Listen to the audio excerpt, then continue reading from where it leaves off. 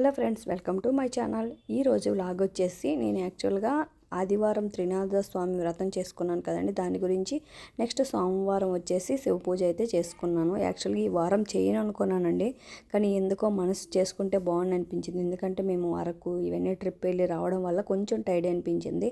అయినా కూడా ఎందుకో చేసుకుంటే బెటర్ అని అనిపించింది. దానికి రీజన్ అనేది యాక్చువల్గా ఈరోజు అర్థమైంది. మాకు దగ్గరగా ఉన్న ఒక మావయ్య అవుతారు, ఆయన చనిపోయారు. కానీ మన మనసు చెప్తుంది కదండి, చేసుకోండి చేసుకోండి అని. ఏవైనా జరిగినప్పుడు సిగ్నల్స్ ఇస్తాయి అని చెప్పేసి ఇదేనేమో అనిపించింది. ఇప్పుడు కానీ నేను ఈ వారం చేసుకోపోయి ఉంటే నిజంగా అయితే ఇంకెప్పుడు చేసుకోలేకపోయేదాన్ని.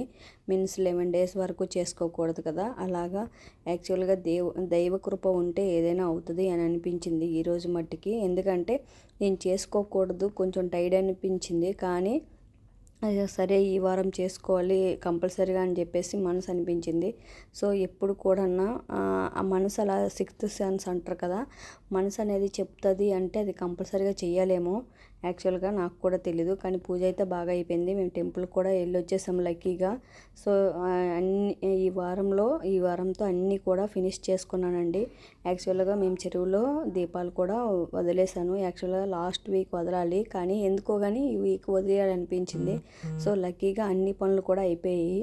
సో మన గాడ్ బ్లెస్సింగ్స్ ఉంటే మనకి ఏమైనా సరైన సమయంలో సక్రమంగా అయిపోతాయని నిజంగా అనిపించింది. సో అందుకే ఈ వీడియో అనేది మీకు తీసి నేను అప్లోడ్ చేస్తున్నాను.